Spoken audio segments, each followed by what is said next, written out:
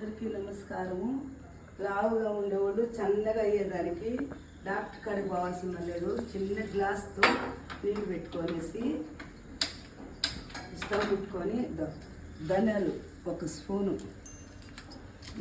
మెంతులు 1 స్పూను, వాము 1 స్పూను, సోపు గసా ఇది సోంపు 1 స్పూను, జీలకర్ర 1 స్పూను. ఇవి బాగా ఉడకబెట్టి అల్లం ముక్క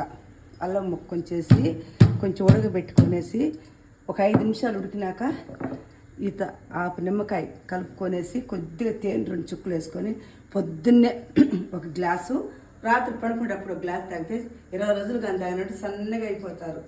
మా వీడియో కానీ మీకు నచ్చినట్టయితే ఒక లైక్ కొట్టండి, సబ్స్క్రైబ్ చేసుకోండి, మర్చిపోకుండా లైక్లు కొట్టండి.